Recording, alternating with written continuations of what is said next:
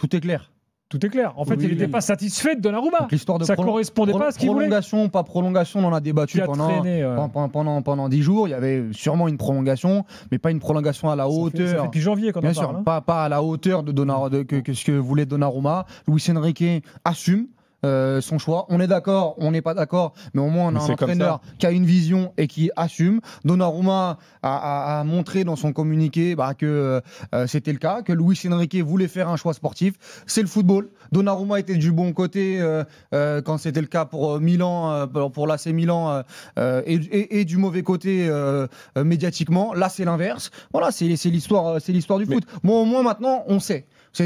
Moi, c'est ce qui m'intéresse, c'est cette hypocrisie sur le côté prolongation, pas prolongation. C'est ce qui fait en fait en termes d'euros, le nouveau salary cap, la nouvelle stratégie. Non, il y a un choix clair du coach. Le coach, il a une vision. On va lui faire confiance à Luis Enrique parce que moi, pour le coup, j'aurais continué avec Donnarumma, mais je comprends totalement sa vision. Il l'a mérité parce qu'il a fait une très très grande saison et que c'est un très grand coach qui a dit que cette équipe-là allait être meilleure sans Mbappé.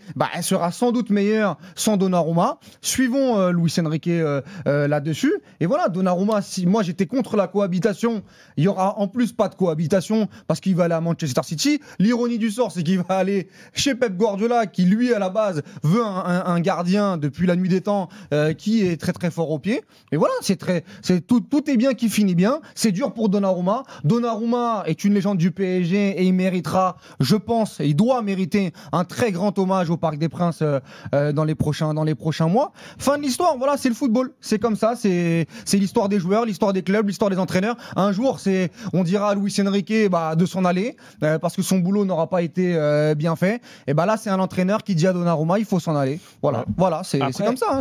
Après, c'est même pas du prolongation, pas prolongation. Il avait mis Safonov déjà à sa place. Ça veut dire qu'il n'était pas satisfait de Donnarumma. Si Safonov, je reste persuadé que si Safonov avait été performant, tu penses qu'il serait allé jusqu'à... Il l'aurait laissé.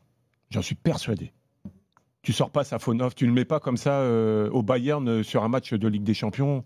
Là, ça aurait été l'humiliation un peu pour Donnarumma quand même. Humiliation ou pas, là, on peut l'assimiler à une humiliation quasiment. On lui refuse de prolonger parce que ça va pas dans les standards, dans la grille salariale. Le mec vient de gagner la Ligue des Champions.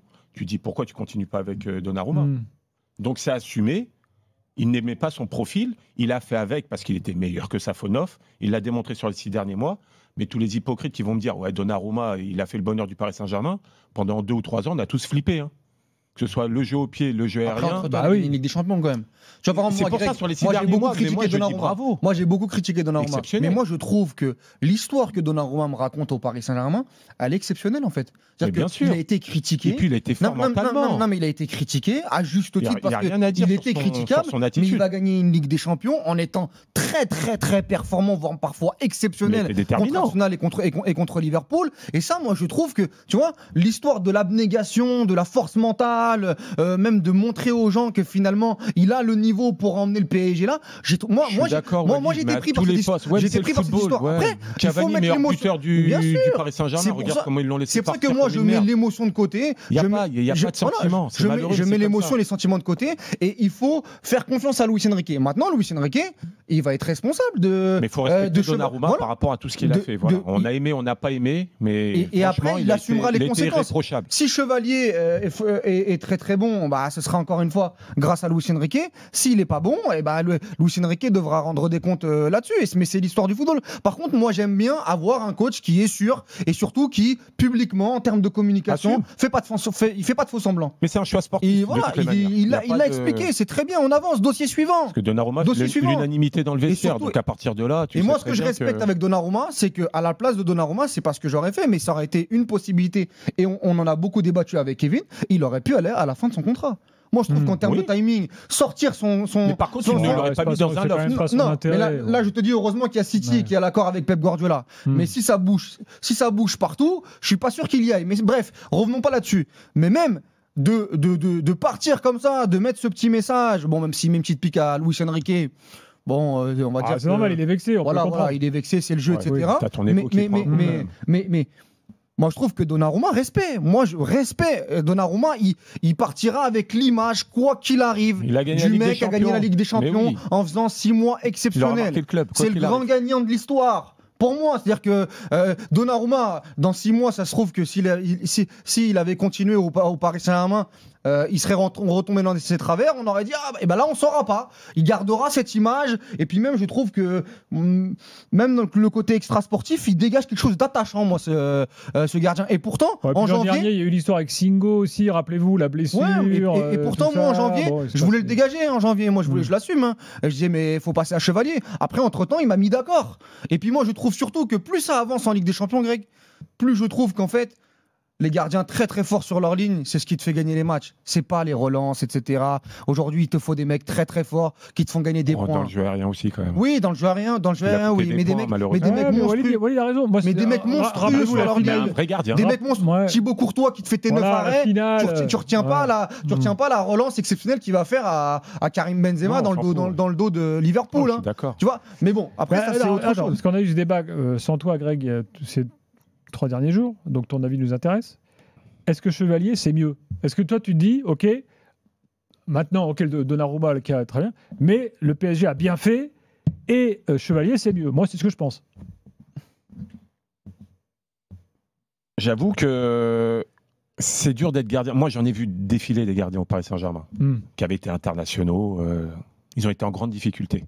Tu as une pression qui est complètement différente. Pas dans le même PSG. En plus. Et j'ai la sensation que Chevalier... Tu penses à qui, là? Bah non, mais c'est pas nouveau. Il y a eu des Lionel, les Tizi, il y a eu des Reveau, il y a eu des Landreau, il y a eu des gardiens qui ont été en difficulté. Ouais, Reveau, le pauvre, il s'est jamais adapté. Voilà, c'était difficile. Donc là, tu dis, il y a quand même une inconnue sur Chevalier, c'est ce que tu veux dire? Oui, surtout sur le fait de pouvoir supporter la pression que tu as en tant que numéro 1 au Paris Saint-Germain. Mais moi, j'ai moins d'inquiétude sans Donnarumma. Avec Donnarumma, j'aurais été beaucoup plus inquiet s'il y avait eu une cohabitation. Mais ça, Chevalier, c'est dès demain qu'on va voir. Parce que dès demain. Oui, on va pas le juger. On va pas le juger. Oui, mais c'est quand même c'est la même chose qui puisse arriver que Donnarumma s'en aille. Parce qu'avec Donnarumma dans les pattes, c'est n'importe quoi. C'est pour ça que pour moi, le dossier, en fait, ce soir, il a été géré parfaitement de la part du PSG. Enfin, ou alors il faut qu'ils disent merci à. Non, mais c'est-à-dire que merci à City. Voilà. Faut dire vraiment. Faut dire merci à City. Merci à Pep Guardiola qui a changé totalement de logiciel de gardien en une nuit. Mais sinon, moi, je trouve que là, c'est dossier suivant. Ok, moi nous on en a parlé, parce qu'on fait des émissions, on en a parlé pendant une semaine, on s'est écharpé avec Kevin sur plein de débats autour de Donnarumma et Chevalier. Là c'est dossier suivant. Maintenant, là où tu as raison, et moi je suis d'accord avec ça, Chevalier les qualités il les a. C'est un gardien intrinsèque, il est complet, super gardien, il a tout, il n'y a aucun problème là-dessus. Mais il aura qu'un arrêt parfois à faire. Maintenant, c'est comment tu les montres au Paris Saint-Germain, dans le plus grand club de France, l'un des plus grands clubs européens, voire le club européen actuel. Tu peux pas te louper. Dans une année où le club a gagné la Ligue des Champions. Et tu seras l'ajout principal. Parce que ce sera le même 11, hormis peut-être Zabarni qui va prendre la place de Marquinhos, mais il va falloir le prouver. Par contre, ce sera toi, le PSG 2.0, c'est Chevalier. Comment tu vas nous apporter une plus-value? Et ça, va falloir être costaud.